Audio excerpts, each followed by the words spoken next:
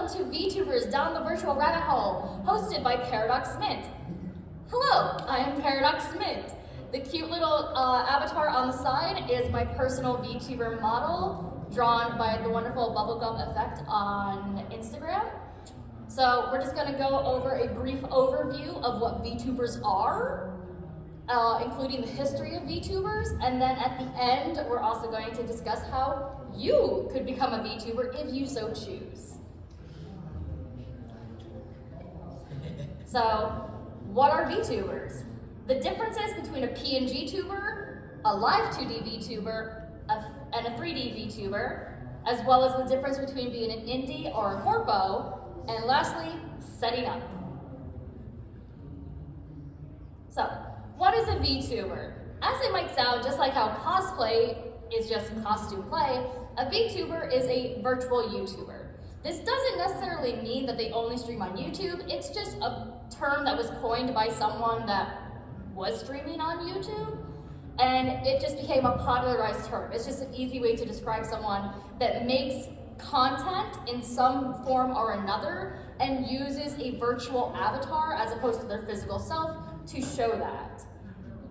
It's not just streaming and not just YouTube that people can do this for. You can do ASMR, you can do gaming, you can do cooking, you can sing, you can make covers, you can make edited content, shorts. The sky's the limit. There are some VTubers now that are doing body cams where they will essentially do like travel vlogs, like the way that like a flesh person would do that, but the camera is like attached to their body and they'll have like a standee or like a printout of their character to like take you through places.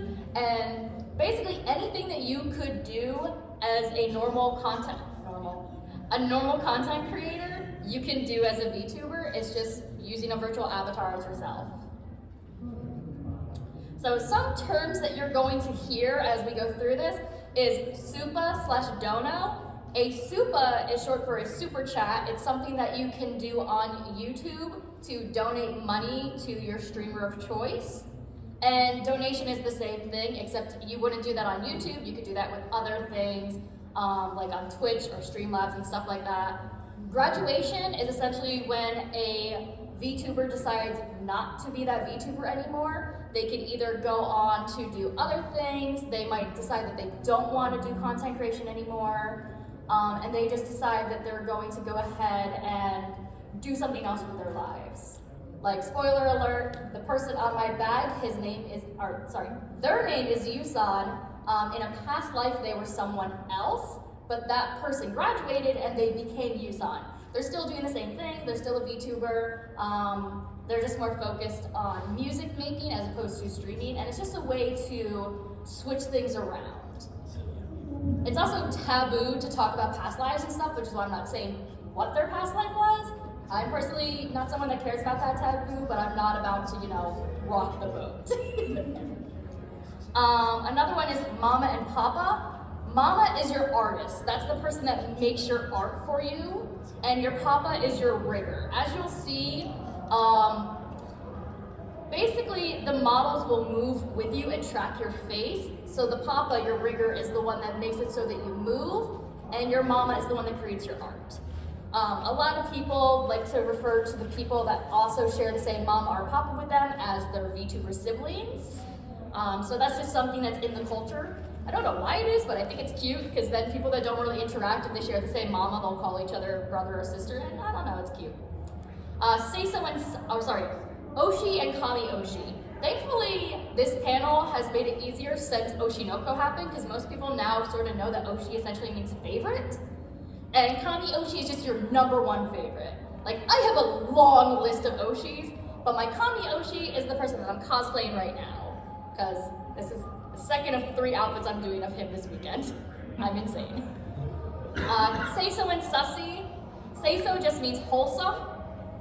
Basically, it means that, like, you don't do anything NSFW or 18 plus, and Sussy is the opposite. There's also this thing called Vtubers, who are VTubers that have very sexualized models, and they might lean into that and they make certain content that might be a bit more 18 plus, not dissimilar to, again, your humanoid fleshy counterparts.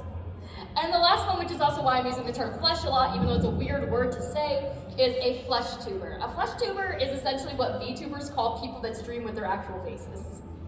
I don't know why we use that term, and people that are into VTubing are always freaked out by it. Like, that's such a weird word. Why do you call them flesh tubers? Just call them people. It's like, I don't make the rules. I'm just explaining it.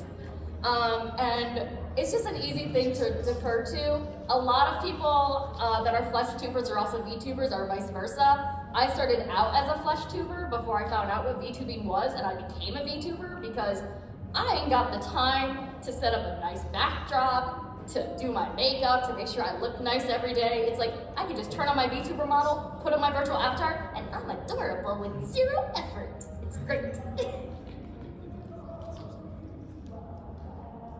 So now I'm going to show you a short video that for me is a good example of what you can do as a VTuber. Penumbral does news content. Yay, someone else Penumbral. I was a youth member of this for a while. Yay! I really like to support indies. So all of, like, obviously I have some corpos in here, but a lot of the people that I try to focus on are the indies because they're small. They're just doing their best, and I love them. And Penumbral is one of those indies. Every week he does a 60-second short on VTubing in the past week. This is one of the random ones that I chose. Also, for the record, all the indies that I have on here, I have personally reached out to get permission from them. The corpos, they're corporate. I'm not gonna ask them permission, no offense. They're corporate, it's fine. But the indies, I do get their permission to put them in the panel, so they know they're here. But here's an example of what you could do, as well as you can see some of what VTubers look like. And hopefully it's loud. Here's what happened in VTubing last week in about 60 seconds. VShojo's T's debut happened yesterday, welcoming in Giga as the newest VShojo member. The debut not only had her showing off her awesome new model, but also some of my favourite merch of all time. Merryweather revealed their brand new VTuber agency Astroline, with all 5 members, including the dog boy himself, hosting a debut marathon on September 2nd. With the agency apparently focusing on storytelling, I'm expecting we're going to get some pretty cool lore for each of these guys. Pomu and Selene have revealed new outfits that, on top of just looking awesome, tie into their very own mystery game for everyone to play. I'll leave a link below if you want to check it out. Idol has teased what looks like 3D chibi models for their existing talents. Iron Mouse has joined the QSMP, and Kiara has released her first album, Point of View. Finally, Hololive has been teasing something called DevIS every day for the past week. No one is quite sure what it means yet, but knowing my luck, they'll reveal it 3 minutes after this video goes up. I like to change which video of his I do each time, and it's just funny that for those of you that know, and press F in chats for 2 certain livers that were included in that video. We salute you. But it was so sad when I saw that happen because like I really like this one because I really like Astroline, guys. I'm really obsessed with Merryweather. And so I wanted to show that one, even though we also did have the sad VG news stuff that we now know about. So now you kind of have an idea of what VTubers are. I'm gonna go through a brief history. VTubers are not as old as time, but a lot of people think that it's really something that just popped off during the pandemic, but VTubers have been around for a lot longer. In theory, pre-2016, you had the quote-unquote first VTuber, which was Super Sonico. She's the cute pink girl in the far corner. She was the mascot of Nitro Plus. This was only in Japan, so a lot of the Western audiences didn't know about it. But she was basically there to hype up Nitro Plus and be like, you should check this out. But she was a person who was using the technology of the time to present herself in pre-edited videos that were then posted. You also have in 2012, the Japanese company Weather News debuted a Vocaloid type VTuber weather pod type Ari, who is on the left side, I know directions. And she was a 24-hour weather stream. So she was live constantly updating you on the weather, which I think is really cute. No offense to Al Roker, the weather poker, but if I could have a cute anime girl tell me the weather on the ones, that'd be awesome. Why don't we have that? There is an indie scene for that just started off. There should be an indie scene for that. I'm just saying, like, the West is sleeping on VTubers as a mainstream thing. I know it's niche, considering how large this room is right now. It just makes me feel good. I know that this is an anime con, so of course we're gonna find people that are into this, but it makes me happy. Because my friends are always like, it's niche, no one likes VTubers. My friends are mean to me. You deserve it. I do not deserve it. 2016, we had Kizuna Ai, who coined the term virtual YouTuber. I don't have her in this one, but on one of the previous slides, she was just like the cute generic anime girl. She is arguably one of the most well-known VTubers. She was mostly known, I think she's still streaming, she might have debuted. Or not debuted, graduated, I'm not actually sure. She also was in Japanese only, and while I do speak Japanese, my understanding of it is much smaller. My listening comprehension is not all there. But essentially, so we did have people mostly in Japan that were doing the VTuber space, but in 2018, Niji Sanji was founded, who is one of the larger VTuber corporations, and HoloLive was founded in 2019. HoloLive EN, the English brands, happened in 2020, and Niji Sanji EN happened in 2021. So that's when we can really see VTubers sort of peak. Not saying that they're still not popular, but the early 2020s, I love how I say that as if it's not 2024. So 2020, 2021, and 2022 were really like peak time for VTubers, especially here in the West, because we started to know about that one. And everyone and their mother wanted to be a VTuber. It was a hot commodity to be a VTuber. Nowadays, it's not more mainstream, but it's more normalized. Like, it's not, oh, you're a VTuber, that's awesome. It's like, oh, you're a VTuber, what do you do? Like, now the next question isn't, oh, that's cool, it's, okay, but what do you do with that VTubing? Which is more like how it is, like, back when you were a YouTube, when YouTube first started, it was like, oh, you're a YouTuber, cool. And now it's like, all right, what do you do? So that's the follow-up question. It's no longer novel to be a VTuber. Now it's, okay, but what do you do with that?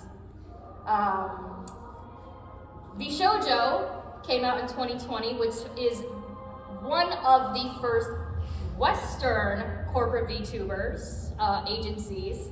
Niji Sanji and HoloLive, even though they have EN branches, they are still situated in Japan. VShoujo is situated here in the States. There's also one key difference between the two, but I will go over that when I talk about indies versus corpo. And in 2020, there was 10,000 VTubers that we know of, and 7 out of 10 were the most supa'd. So as I told you before, supas is just the YouTube equivalent of donations, like people giving money to them. So in 2020, out of the top 10 streamers on the YouTube platform, 7 of them were VTubers. So that's pretty interesting. So now we have types of VTubers. I personally think that a lot of people start out with a PNG because it's easy. It's just a flat, static image. It doesn't move. It doesn't need any rigging, and you don't need any special things to make it move.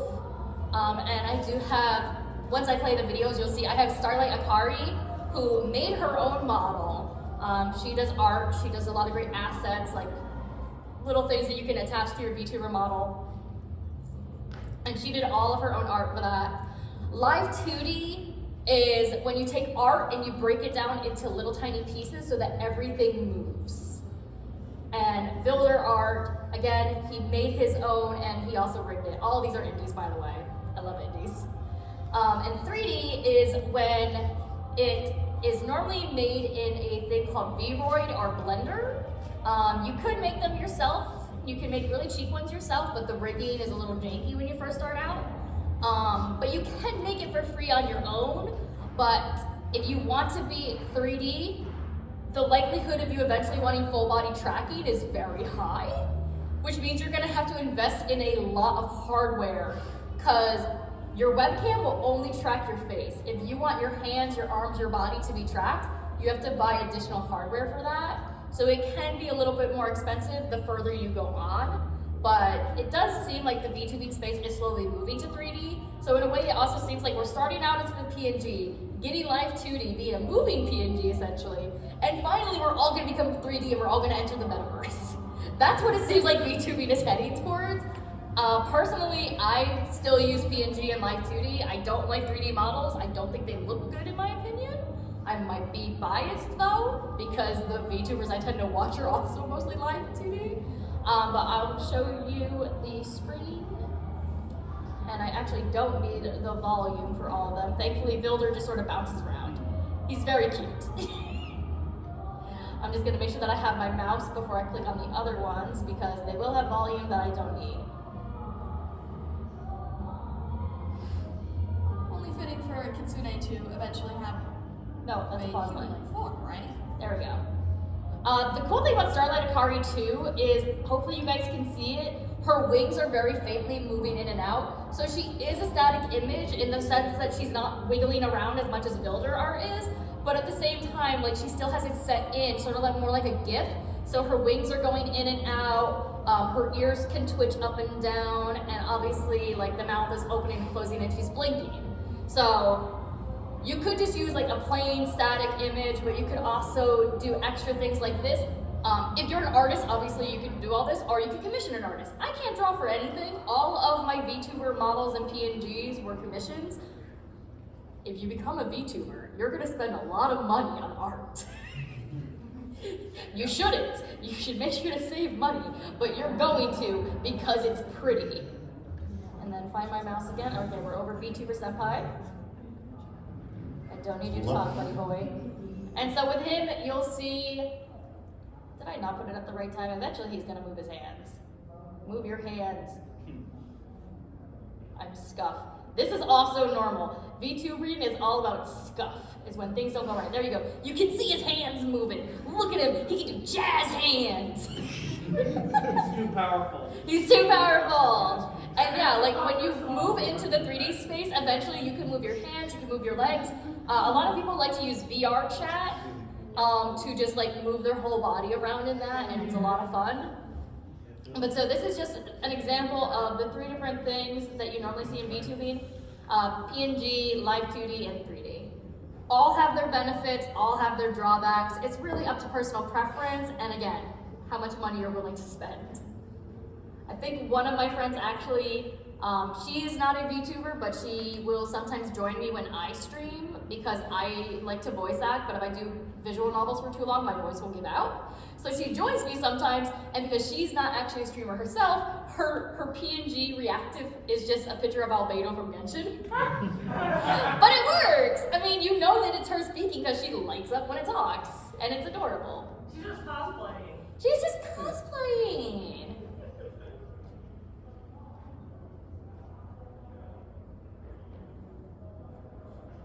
Oh, nope. We sped through that. Scuff. Stuff green. What do we skip? We skipped a lot. There we go. But wait, there's more. Did you know that as a VTuber, you don't have to be human? You don't even have to be humanoid. You could be a cat, you could be a dog, you could be Deberu. AKA Debbie-sama if you don't want to actually pronounce all of that. Shiba and Deberu are actually from Niji Sanji for the record, so they're corporate, but Rayless is the music that I had you guys listening to before the panel. He's an indie. He's just a little guy. He's just a baby. He's a baby. It's funny because I'm going to send him this video and he knows for a fact that he's a gremlin. Which is also baby. Which is also a baby. He's just a baby girl. It's silent baby. Just Violent Baby. But yeah, it's really fun. I actually do have one mascot model, as opposed to just me looking humanoid. I do have a version of my mascot, which is essentially a sentient cloud. So sometimes I'm just a little sentient cloud, and it's cute. Does that mean you're an airhead? Sorry. Yes, I am. Have you not been paying attention to this panel? I'm obviously an airhead. So now we're moving on to indie versus corporate. You guys might be confused when I'm talking about corporate. Like, what do you mean corporate? There's corporate VTubers? Yes, there is. You can make an actual living out of this. However, there are drawbacks and benefits to being independent and drawbacks and benefits to being corporate. So if you are an independent VTuber, obviously it means you're independent. What does that mean? It means you have more freedom. You get to decide everything that you do. You get to decide what your model looks like. You get to decide what artists you want to work with. You get to decide your schedule, if you want to play a game or not. You get to decide everything. All the revenue is also yours. Like obviously, Like YouTube and Twitch both take a percentage, but all the money comes to you. You don't have to share it with anyone else, which is nice, especially when you're a small VTuber starting out. God, every time I get my revenue, I'm like, and then I throw it back in the channel. No one that's starting out ever actually makes profit. You are taking any revenue you get and you're throwing it back into your channel, primarily as advertisements and promotions so that more people can find you. It's the truth, guys. If you're becoming a VTuber, you're doing it for fun, not for profit. Creative freedom. You get to decide everything. Again, you get to come up with your design, your lore, your background. You have creative freedom to do everything. At the same time, though, it means that you have unlimited power, which can be scary if you're a procrastinator like I am. Everything belongs to you. If you decide to graduate and you don't want to be a VTuber anymore, you still retain all that stuff, and you can just switch it over to other things if you so choose.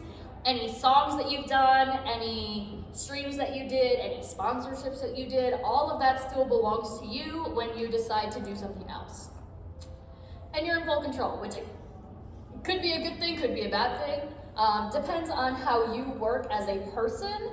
Again, this also really depends on if you're trying to do it to actually build something, or if you just are, you're just a guy and you want to play games and see if people come join you. That's how I started out. Started out being the key phrase here. And it all went downhill. It all started with my friend being like, hey, I want to watch you play Your Turn to Die. You should stream it. 3 years later, and now I'm Twitch partner. I hate my life. Unwoo. So now the corporate side of things. Obviously, corporations less agency. This means that there's a lot more structure to things. There's contracts and NDAs. Depending on which group you go with is going to depend on that. NDA is non-disclosure agreement. Most of the time, the bare minimum just means that you're not allowed to talk about your past lives because they want you to focus on who you are right now in that moment. Obviously, I don't have the contracts for Hollow and Niji and all that fun stuff. I would love to though, because in my off time, I'm a paralegal and contracts are sexy. And I would love to be hired as a contract paralegal for a corporate VTuber agency. That's my true dream job. Being a VTuber is just the way to get in the door. That's the truth, y'all. You always want to start out in front and then work your way behind the scenes. It's less work. Legal eagle button, VTuber forward. Exactly. And there's the shared revenue. You have to share the revenue. You get some of it, obviously. I think some agencies actually break it down, some don't. So you would get some of the revenue, but some of it also still goes to Twitch or YouTube, wherever you're streaming from, and then some of it also goes to the corporation. So you're not getting all the revenue. And depending on which agency you go with, you can't pick the model. I know for a fact HoloLive and Niji Sanji, they give you a model. You don't get to decide on your design, it is given to you. However, there are other agencies like VShojo, which is an adoption agency, which means that the people that are in VShojo were already VTubers, and then they got adopted into VShojo, and so they got to keep their models. So it's still a corporation, it's just slightly different from Niji Sanji and Hollow. And then we have a new version of an agency, which is Asterline, where everyone gets to keep their model, except I think the two dudes, Nick, and I can't remember his name, I'm a terrible person. Aside from Mary and the two girls, Mary was obviously a VTuber before Asterline, the two girls were as well, as I believe, but Nick and the other guy were not VTubers, but they became VTubers, so they did get models. But they're a different sort of corporation in that they mostly are just a group of friends that all hang out together and like to talk about lore. Basically, they're a D&D group. Don't tell Meriwether I said that, I really love him. But he's just a D&D group. Company, everything is the company's, whereas everything is yours if you're indie, everything belongs to the company. When you leave, if you decide to graduate, they keep everything, which could be good or bad. Sometimes you want to start over fresh. An example is Pomu Rainpuff from Niji Sanji En did graduate. All of her stuff is still up on YouTube, but obviously she was not able to take all the covers of music that she made and bring it with her onto whatever her next life is going to be. So those are still up there. So because they belong to the company. There's just no ad revenue on it now because this way Niji Sanji doesn't have to share the revenue between both them and Pomu because Pomu doesn't exist anymore. Rest in peace, Fairy. And you could be fired since graduated. VTubing in the corporate sphere is a job like any other. For any reason, you could be fired. And again, there are contracts, so we have no idea ever why someone is fired. Sometimes people explain it, sometimes they don't. And graduation is just when you decide to leave. So termination/firing is when, obviously, you get booted out. But graduation is more of when you and the company that you're working for both decide, like, I'm putting in my 2 weeks notice, I'm headed out. Which is funny because we literally got 2 weeks with Kyo before he left. I also apologies that I only ever reference Niji. Again, I don't watch Hollow, I'm so sorry. I love you Hollow fans. I just make a lot of Niji references. It's okay, I love Vesper too and I know he's gone as well. Tempest, yeah! Woo! I love Tempest. I don't know the girls, I'm so sorry. I'm not a good lesbian. So here, I love how we just said Tempest and now here they are. Here are some examples of corporations. In the top right is HoloLive. Below HoloLive is Niji Sanji XID, which was the Indonesian branch, which has since been molded into the regular Japanese branch. And when I first started this panel, most of those people were still here. Now most of them have graduated, and I'm so sad. Reza, I miss you every single day of my life. On the other side here, we have Holo Tempest, which I think half of them are still here. We also have VG, so like. Yeah. And then on top is Kawa Entertainment. You guys might have noticed that when I talked about corporations, I didn't mention Kawa. It's because Kawa Entertainment as a VTuber agency is no longer around. Now they focus on merch. Like they will still make merch for VTubers, but originally they were an adoption agency type program, just like VShojo, just on a much smaller scale. But I still keep this photo here because I love the Kawa girls. They're not the Kawa girls anymore because Kawa doesn't exist, but all the individuals that made up Kawa were really cute, including Cozy. She's an alpaca. It's adorable. So, now we're on to the part which you may or may not find the most interesting, which is how to become a VTuber. So, setting up, bare minimum, you need a computer. This could be a laptop, it could be a Mac, it could be a PC. You would not believe how many people have started out with gaming laptops. You don't need a fancy high-tech system. You could even go live with just your smartphone, not flip phones. You cannot be a streamer with a flip phone. I'm sorry. I wanted to be with just a Game Boy. No.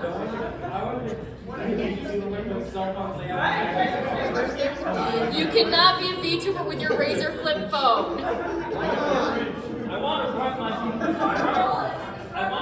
VTuber model on a fridge. You cannot play Valorant on your fridge. It's not I went to go fix my glasses and I'm not wearing them. That was wild.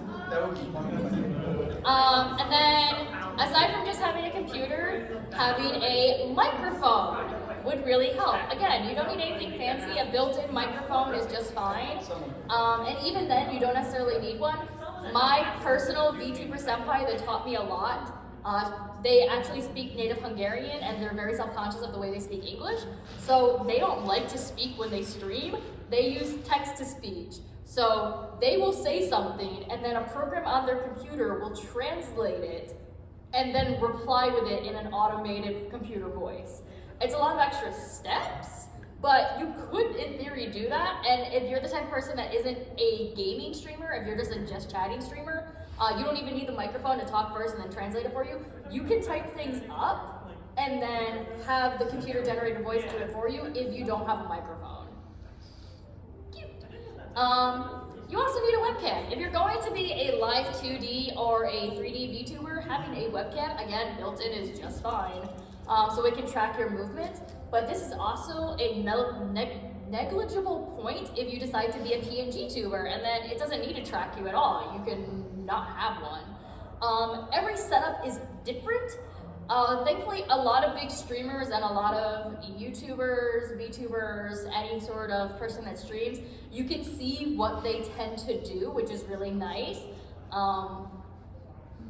Everyone's different. When I first started out streaming, I did have my gaming laptop. I used my built-in mic, I used my built-in webcam, and I used a PNG. And since then, I now have a monstrous beast of a PC so that I can play Valorant at 60 FPS and still stream. I'm not good at Valorant, I like Valorant.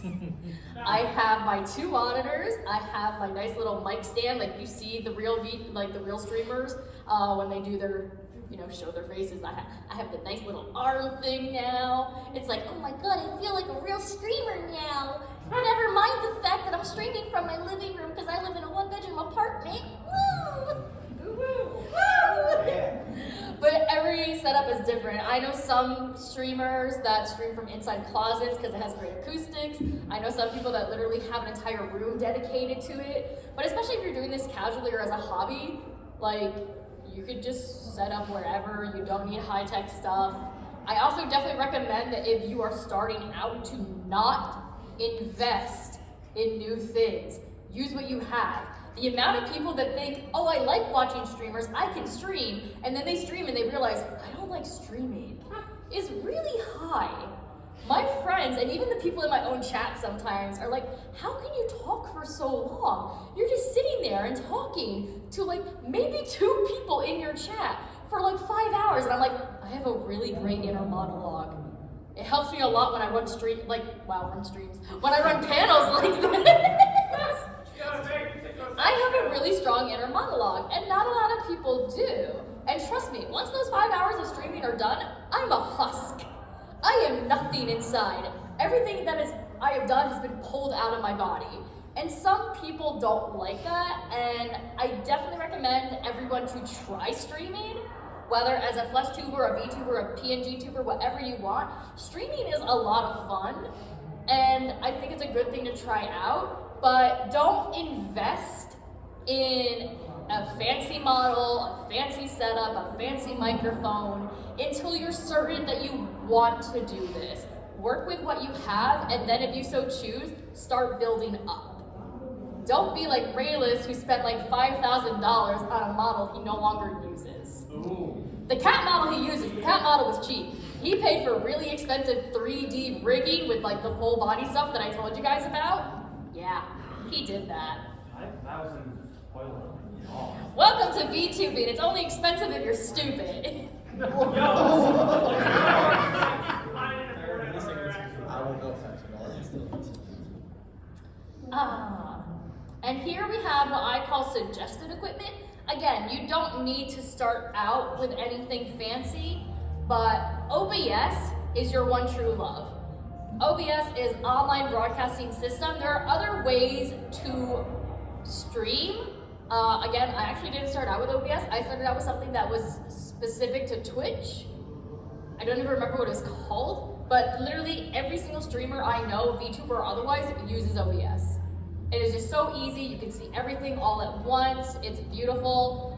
There's plenty of tutorials on YouTube that can explain to you how it works so that you're not going in there blind. It's just really great, and it's free. And just make sure that you never update before going live. Do not update your OBS before you go live, unless you have like 2 hours before you go live. But I'm the type of person that I wait until 10 minutes before I'm supposed to go live, and it's like, all right, let's set up. And then OBS is like, do you want to update? And I'm like, no, I don't. No, I don't. I don't trust you. Microphone, built-in works. It doesn't need to be the fancy things. A lot of the VTubers I follow always talk about their Go XLRs and these fancy microphones they have, like the Schwarm or whatever. I used built-in for the longest time. Recently, I upgraded to a Yeti Blue, and it makes me feel really fancy, even though other VTubers that are bigger than me make fun of me as like, you have a Yeti. That's a beginner's one. Like, it's all in good fun. They just make fun of me because like everyone starts out with a Yeti before they can like move on further. Beginner mic. Like a true beginner mic is a built-in, but like, I guess if you want to think that there's like a line of like beginner to professional, I would say that Yeti is like in the middle, and then up top you have like I don't even know how to pronounce it right, the Schwarm and the Go XLR. Like the Go XLR is considered like the holy grail, but I'm over here like, that's expensive. I used to say, I use a Yeti for voice acting stuff. Oh yeah, I use my Yeti for everything. Like people make fun of it, but the Yeti works, it's beautiful. Even though it's called a blue Yeti, mine is pink, and I got it on sale for Black Friday, so I didn't have to pay full price. Nice. Do you have a pop filter for it? Oh, I do. We can discuss that later. Okay, but sorry, yes. sorry. No, you're good, you're good. A phone. Bare minimum, having a phone is good. It can be used in place of a webcam if needed. A lot of people actually do have set phones that they use to track their movements, because apparently iPhones are really good at tracking you when you're streaming. I personally use my webcam. I have a designated webcam for it, but I've heard a lot of good things about just using your phone as your webcam. And you can also use it to see chat. If you don't have 2 monitors yet, what you will find is if you're playing a game, that's what you're focused on. You can't look at OBS where your chat room is. Or if you have it open, you might be focused on other things. So it's good to have your Twitch or YouTube chat on your phone so you can see them. Before I had 2 monitors, that's how I was able to watch my Twitch chat so that I can interact with them. Not all streamers do interact with their chats, but I think like the whole reason I became a streamer is because I want to share what I love with other people. And so chatting with my community is part of how I do that. Like I want to talk to them, I want to engage with them. Internet. Unless you want to make edited content and then upload it at like, I don't know, an internet cafe, if those still exist, you're probably going to want internet so that you can edit and make your content, or so that you can stream live. Streaming live is really popular. I used to be a person that edited all my content, and then I found out about streaming and I was like, I'm never editing anything ever again in my life. I hate editing. I hate editing. Yo, same. I still do it though, because fun fact, streams are great. The average person will come across your channel and see a 5-hour stream and be like, oh hell nah. But if they see a 60-second short of one of your streams, they will watch the short and maybe, just maybe, they'll be like, this was funny, let me go see the stream that's related to. That's how I find small streamers. It works. People have short attention spans. Most of my streams, I don't have a lot of views, but I have one short from a Cult of the Lamb thing where my chat accidentally got me to say a certain word that begins with a C and ends in a lingus.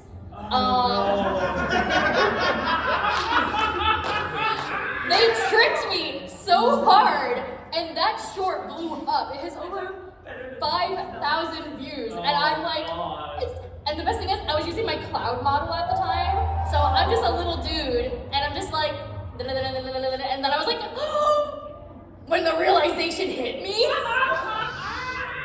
and it's like, I'm so glad that popped off.